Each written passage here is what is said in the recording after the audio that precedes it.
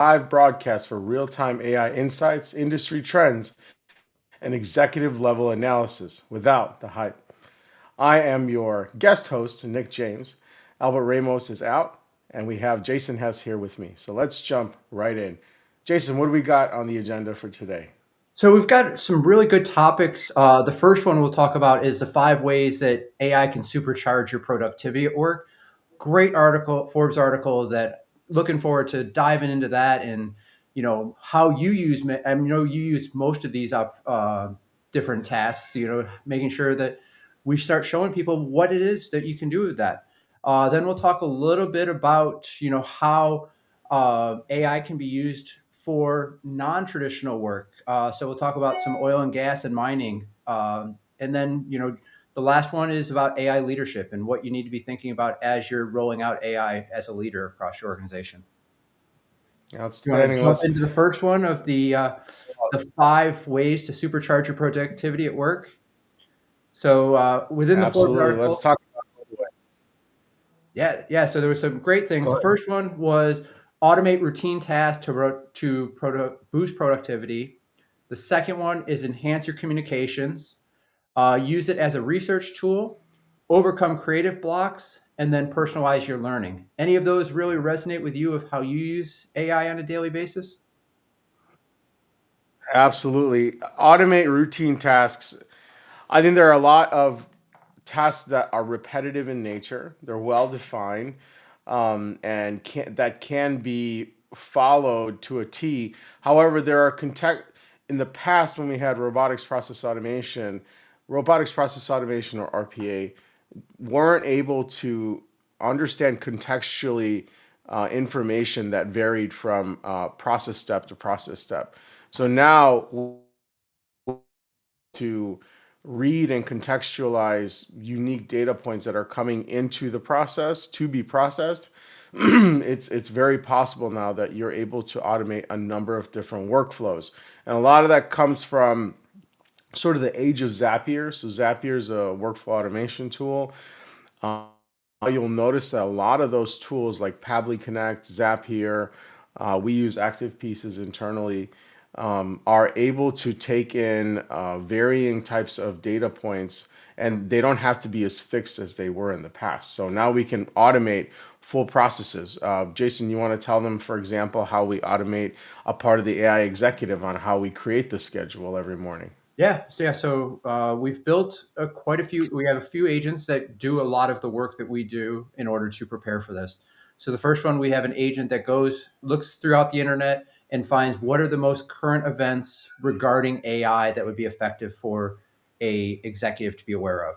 It then generates that list and gives us some talking points to be able to do that. Emails us every morning at 4 a.m. so we can review that list, make any tweaks that we need to, and we're able to prepare for this podcast very quickly by just having all that research done for us. So it's a great way to automate that task that we need to do every day to prepare.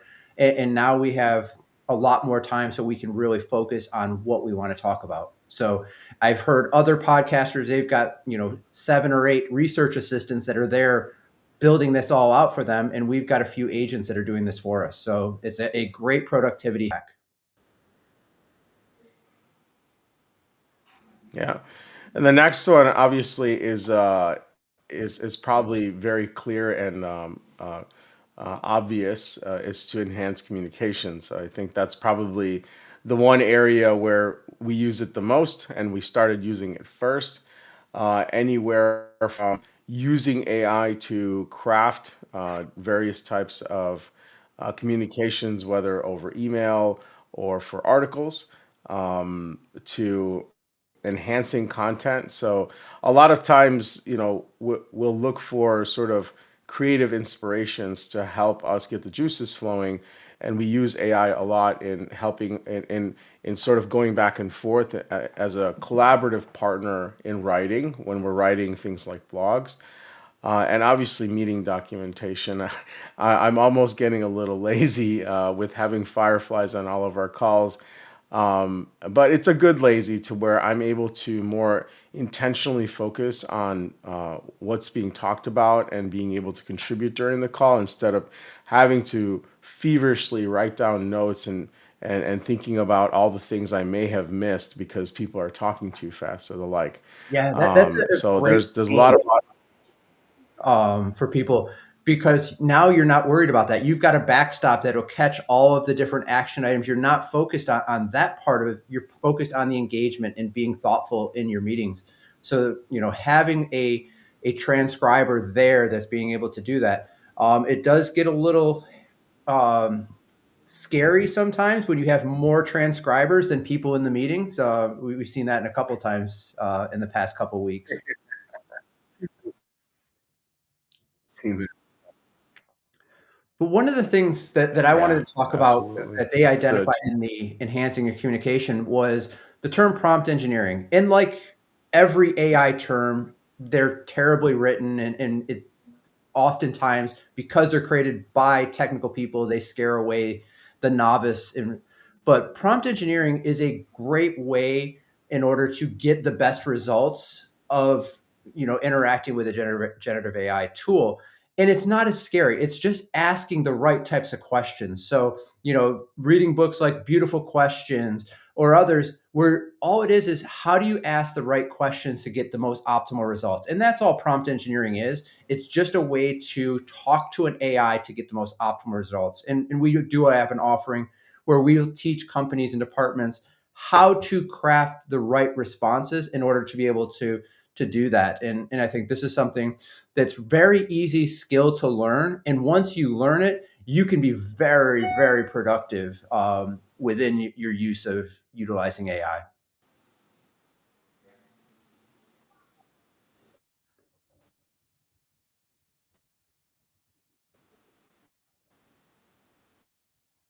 Still there, Nick? All right. So Nick looks like he has some technical difficulties.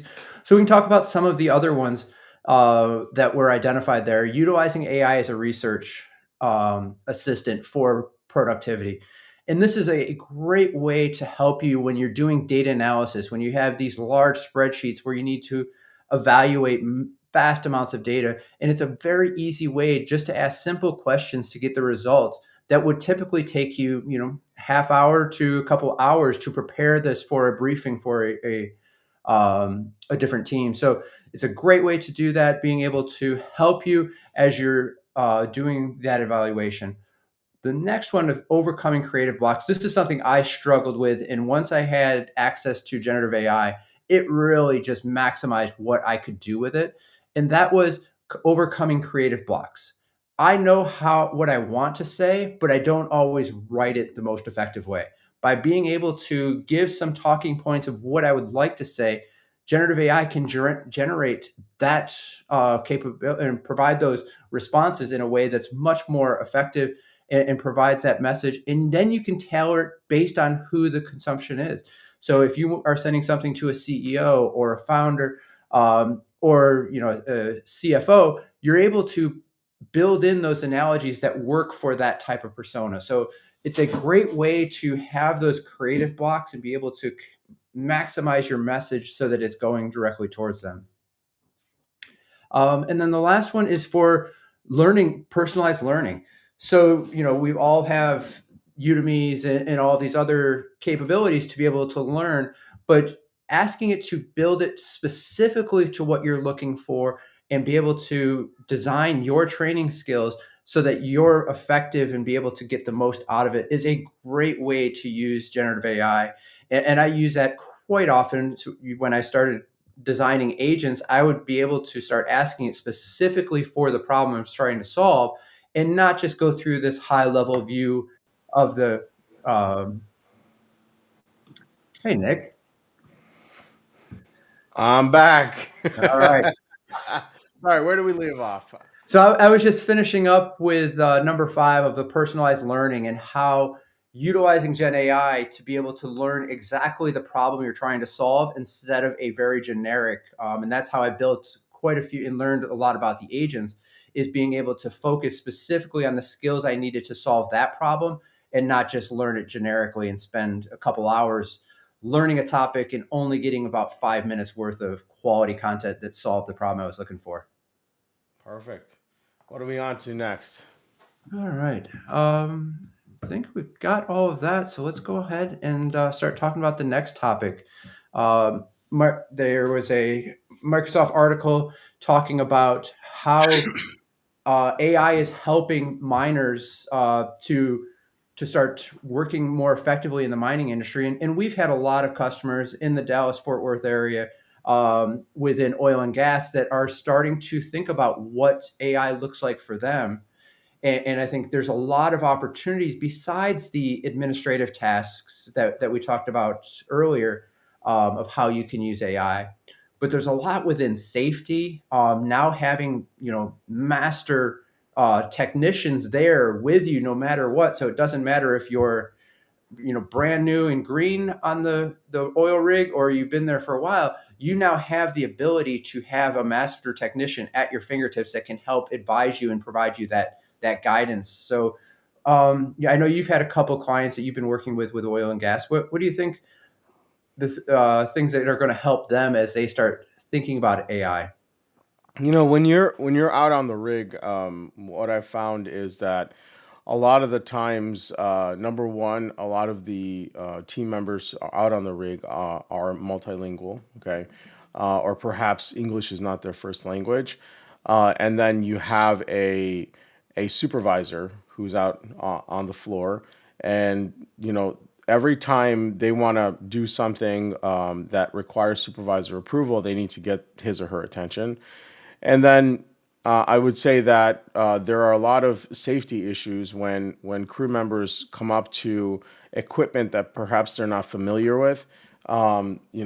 They experimentation can definitely lead to injury or harm to that crew member. So I think there are a number of ways, but the most predominant was having a sort of like a Jarvis assistant right on the crew member's head. So, because a lot of the times they'll have safety equipment on, like ear protection, they'll have head protection, but being able to allow them to communicate with an AI assistant that's local, that speaks in their native language, or a language that's more effective to their comprehension of the equipment on the site is very effective. So we looked at a solution that we have a proposal out on, is with bone induction headphones, and then just quickly push to talk and ask about perhaps it's procedures or processes that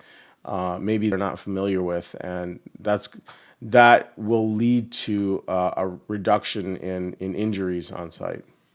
Yeah, I think there's a lot of other use cases that I'm listening to you talk of where I think this is going to fit very well.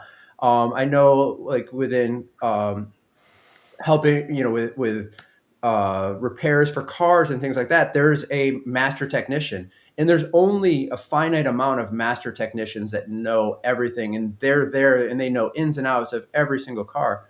Having that knowledge that anyone can have a master technician, and then they, with the computer vision capabilities that are available now, where you can go ahead and point at something and say, all right, what is the safety and compliance that I need to do when I'm starting to do this? Like, there's a lot of opportunities where I can see people being able to take advantage of this. Now you can maximize that knowledge and skill of a master technician to be able to push that information down to the people, and now you're not spread across it and you have that backlog of support. So I think this is a great opportunity. There's lots of different use cases where people can start taking advantage of that and have that knowledge base where they can then use it to help be successful. Yeah, the assisted training, and so the time to get someone, like you were saying, someone who's green and brand new, to getting them fully trained, we can also shorten that distance between those 2 points, because AI can AI can assist that person through their training process, and then be with them throughout once they actually go live per se, and they're out on whichever it is, mining or it's an oil rig, they're out there live, and they have questions, they can immediately ask an assistant that's always with them. Yeah, exactly. And one of the things that this article talked about is starting from the ground up, Mhm. starting at your field workers, or the people that are spending the most time, investing AI with them, and then figuring that out. That it's not always let's figure out these automated tasks and the support capabilities, but start with your field workers. Where can AI help them and be more effective? And I think we've got a few different opportunities that we spoke about already, but that's a great way to start thinking about the problem and how you start designing your AI adoption is focus on one group of your organization and figure that out, and flip that whole thing to be get the most impact for your use cases. And as we always say, we start where the cost of a mistake is low. So Right. we start. It's a risk based approach, and we do it that way because at a certain point, AI is going to start to dictate certain things. And if it's misinterpreting, let's say, processes or misinterpreting equipment that's out in the field that your field agents are working on, that could mean harm for them.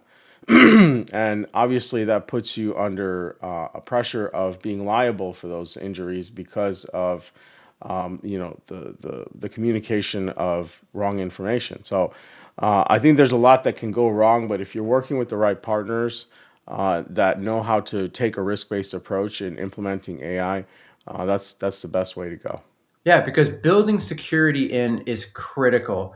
As we saw with Manus, it gave away its secrets very easily with a few easy prompts that people were able to break it and say, "Oh, this is why it's a Claude 3.7 with 29 different tools attached to it, because they didn't spend the time building that security and not giving away all of the crown jewels." So this is something that is critical as you're starting to think about and designing your AI system, is making sure security is a core consideration for that. And that's what we've designed in our AI AMF framework, is building it around security and governance to make sure that your systems are hardened and are protected so that some malicious actor can't take advantage of that. Yep, absolutely. Well, what do we have on the docket for the next topic? So the last one we have is talking about, what does it take for a leader to start investing in this? What is that first step as you start hearing all of this? I mean, I think we've gone, what, 3 days without a new AI platform announcements. So there's a swarm of information and change happening. How do you stay abreast as a leader? How do you prepare your organization? And, I think right now people are really struggling of like, what do I do? There's so much going on. What's next? What is the first step that I should be doing? I think that it's important to silence the noise. I always say that because there's a lot of noise in the market right now, and the best way to do that is to find voices amongst the noise whom you trust. Now, first, the first step in building that trust is experimentation. So, I would recommend, obviously, to sign up for the AI Executive newsletter and watch our series. I believe that we add a lot of value, but also experiment with others. Some that I personally trust are the Neuron, the Superpower Daily. Those are newsletters that come out. And staying abreast has to do with sort of a religious discipline of carving time out of your morning to make sure that you're either listening to something that's talking about current events or you are reading a newsletter that's talking about current events. And that's the best way to start. And And then I you would can say also narrow putting it into action. You've got to just try it out, see what it can do, ask it questions, ask it follow-up questions, and you'll get more out of it. Um, these tools are there to help you and be able to help bring efficiency to your day And some of those things that you don't enjoy doing, or you don't get your passion out of, it can help you provide that. Whether we talked about just crafting communications and emails. There's plenty of times where I spent 30 minutes crafting the perfect email that if I just had generative AI at that time, it would be able to craft that in seconds. So, start testing it out and seeing what it can do. There's many different ways that you can use it.